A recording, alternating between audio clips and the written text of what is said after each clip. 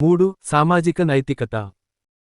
మానవుల మధ్య క్రైస్తవ నైతికత గురించి స్పష్టం చేసుకోవలసిన మొదటి విషయము ఏమిటంటే, ఈ విషయములో క్రీస్తు ఏ సరికొత్త నైతికతను బోధించడానికి రాలేదు.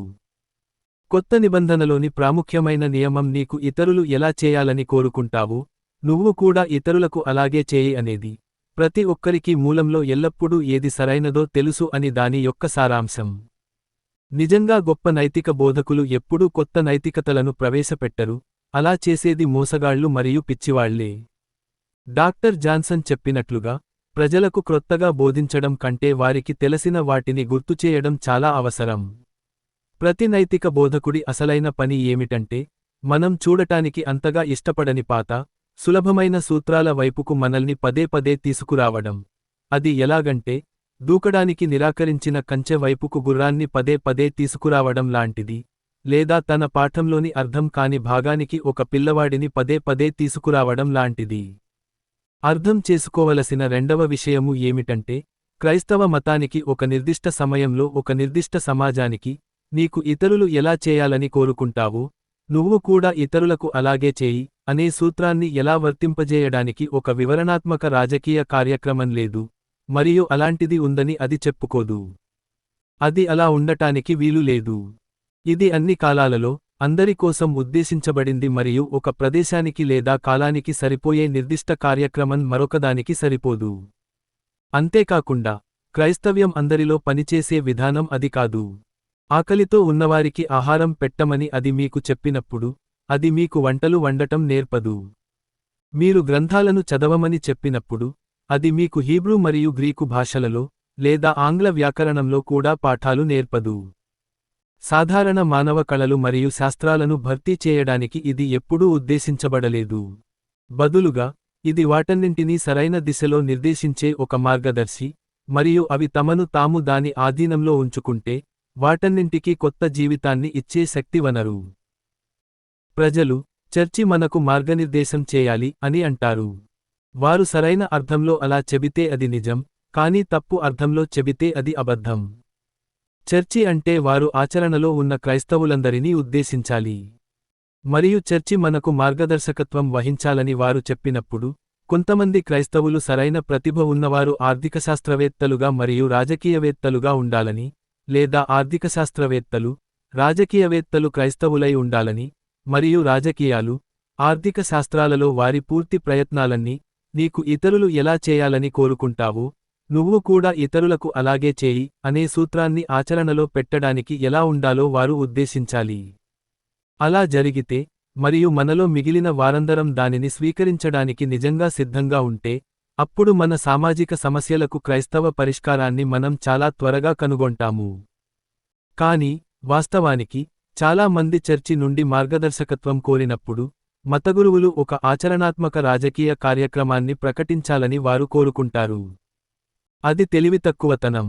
మతగురువులు అంటే దైవత్యం, మనం పొందబోయే నిత్యజీవం సంబంధించిన విషయాలను చర్చిలో తెలియచేయటానికి కేటాయించబడి, ప్రత్యేకంగా శిక్షణ పొందిన వ్యక్తులు. కాని వారు శిక్షణ పొందని పూర్తిగా భిన్నమైన పనిని చేయమని, మనం వారిని అడుగుతున్నాము. ఆ పని నిజానికి మనపైనే, సామాన్య క్రైస్తవుల పైనే ఉంది. క్రైస్తవ సూత్రాలను, ఉదాహరణకు, కార్మిక సంఘాలకు లేదా విద్యకు వర్తింపజేయడం అనేది క్రైస్తవ కార్మిక సంఘ సభ్యుల నుండి మరియు క్రైస్తవ ఉపాధ్యాయుల నుండి రావాలి. గొప్ప క్రైస్తవ సాహిత్యం, క్రైస్తవ నవలా రచయితలు మరియు నాటక రచయితల నుండి వచ్చినట్లు, బిషప్ల బృందం కలిసి తమ ఖాళీ సమయంలో నాటకాలు మరియు నవలలు రాయడానికి ప్రయత్నించడం వలన రాదు. అయినప్పటికీ, కొత్త నిబంధన వివరాల్లోకి వెళ్లకుండానే, సంపూర్ణ క్రైస్తవ సమాజం ఎలా ఉంటుందో మనకు చాలా స్పష్టమైన సూచనను ఇస్తుంది. బహుశా అది మనం స్వీకరించగలిగిన దానికంటే ఎక్కువనే ఇస్తుంది. అందులో సోమరిపోతులు లేదా పరాన్నజీవులు ఉండకూడదని అది చెబుతుంది. మనిషి పని చేయకపోతే, అతను తినకూడదు. ప్రతి ఒక్కరూ తమ సొంత చేతులతో పని చేయాలి, అంతేకాకుండా, ప్రతి ఒక్కరి పని, ఏదైనా మంచిదాన్ని ప్రయోజనకరమైన దాన్ని ఉత్పత్తి చేయాలి. పనికిమాలిన విలాస వస్తువుల తయారీ ఉండకూడదు, అప్పుడు వాటిని కొనమని మనల్ని ఒప్పించడానికి వచ్చే, వాటికంటే పనికిమాలిన ప్రకటనలు కూడా ఉండవు. మరియు అక్కడ ఎలాంటి డంబం లేదా గర్వం ఆర్భాటం ప్రదర్శించడం ఉండదు. ఆ మేరకు ఒక క్రైస్తవ సమాజం మనం ఇప్పుడు వామపక్షం అని పిలిచే దానిలా ఉంటుంది. మరోవైపు, అది ఎల్లప్పుడూ విధేయతను నొక్కి చెబుతుంది. సక్రమంగా నియమించబడిన న్యాయాధికారులకు మనం, పిల్లలు తల్లిదండ్రులకు, మరియు భార్యలు భర్తలకు విధేయత కలిగి ఉండాలి. మూడవదిగా, అది ఒక ఉల్లాసభరితమైన సమాజం, పాటలు, ఆనందంతో నిండి ఉంటుంది, మరియు ఆందోళన లేదా చింతను తప్పుగా భావిస్తుంది. మర్యాద అనేది క్రైస్తవ సద్గుణాలలో ఒకటి, మరియు కొత్త నిబంధన ఇతరుల విషయాల్లో తలదూర్చేవారిని ద్వేషిస్తుంది. అలాంటి సమాజం ఒకటి ఉండి, మీరు లేదా నేను దానిని సందర్శిస్తే, మనం ఒక విచిత్రమైన అభిప్రాయంతో తిరిగి వస్తామని నేను అనుకుంటున్నాను. దాని ఆర్థిక జీవితం చాలా సామ్యవాదంగా సోషలిస్టిక్గా ఉందని, మరియు ఆ కోణంలో, అధునాతనంగా ఉందని, కానీ దాని కుటుంబ జీవితం మరియు దాని మర్యాదల నియమావళి పాత సంప్రదాయ పద్ధతిలో ఉందని బహుశా లాంఛనప్రాయంగా మరియు ఉన్నత వర్గాలకు అనుకూలంగా ఉందని మనం భావిస్తాము. మనలో ప్రతి ఒక్కరికీ దానిలోని కొన్ని భాగాలు నచ్చుతాయి, కానీ మనలో చాలా తక్కువ మందికి మాత్రమే మొత్తం విషయము నచ్చుతుందని నేను భయపడుతున్నాను. మానవ వ్యవస్థకు క్రైస్తవ్యం ఒక సంపూర్ణ ప్రణాళిక అయితే, మనం ఆశించేది ఇదే. మనమందరం ఆ సంపూర్ణ ప్రణాళిక నుండి విభిన్న మార్గాల్లో పక్కకు తప్పుకున్నాము, మరియు మనలో ప్రతి ఒక్కరూ అసలు ప్రణాళికలో తాను చేసిన మార్పునే అసలైన ప్రణాళిక అని చెప్పుకోవాలనుకుంటున్నారు. నిజమైన క్రైస్తవానికి సంబంధించిన ఏ వివాదంలోనైనా మీరు ఈ విషయాన్ని పదే పదే గమనిస్తారు. ప్రతి ఒక్కరూ దానిలోని కొన్ని భాగాల పట్ల ఆకర్షితులవుతారు మరియు ఆ భాగాలను మాత్రమే తీసుకుని మిగతా దానిని వదిలివేయాలనుకుంటారు. అందుకే మనం అంతగా ముందుకు సాగలేకపోతున్నాము, మరియు అందుకే పూర్తిగా వ్యతిరేకమైన విషయాల కోసం పోరాడుతున్న వ్యక్తులు కూడా తాము క్రైస్తవ్యం కోసం పోరాడుతున్నామని చెప్పగలుగుతారు. ఇప్పుడు మరో విషయము. ప్రాచీన అన్యమత గ్రీకులు, పాత నిబంధనలోని యూదులు, మరియు మధ్యయుగాల గొప్ప క్రైస్తవ గురువులు మనకు ఇచ్చిన ఒక సలహా ఉంది. దానిని ఆధునిక ఆర్థిక వ్యవస్థ పూర్తిగా ధిక్కరించింది. ఈ ప్రజలందరూ వడ్డీకి డబ్బు అప్పుగా ఇవ్వవద్దని మనకు చెప్పారు, మరియు ఈ రోజుల్లో వడ్డీకి డబ్బు అప్పుగా ఇవ్వడాన్ని మనం పెట్టుబడి అంటాము. ఇది మన మొత్తం ఆర్థిక వ్యవస్థకు ఆధారం. కాబట్టి ఇప్పుడు మనం తప్పు చేస్తున్నామని దీనివల్ల ఖచ్చితంగా చెప్పలేకపోవచ్చు. మోషే, అరిస్టాటిల్ మరియు క్రైస్తవులు వడ్డీని లేదా వారు పిలిచినట్లుగా వడ్డీ వ్యాపారాన్ని నిషేధించడంలో ఏకీభవించినప్పుడు, వారు జాయింట్ స్టాక్ కంపెనీని ఊహించలేకపోయారని, మరియు కేవలం ప్రైవేట్ వడ్డీ వ్యాపారి గురించే ఆలోచించారని, అందువల్ల వారు చెప్పిన దాని గురించి మనం పట్టించుకోవాల్సిన అవసరం లేదని కొందరు అంటారు. అది నేను నిర్ణయించలేని ప్రశ్న.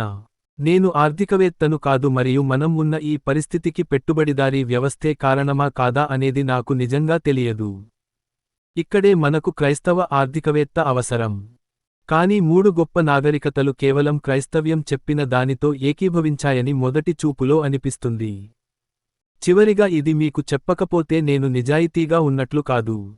ప్రతి ఒక్కరూ పని చేయాలని కొత్త నిబంధన చెప్పిన చోట, దానికి కారణం ఏమిటంటే అవసరంలో ఉన్నవారికి ఇవ్వడానికి అతని వద్ద ఏదైనా ఉండాలి.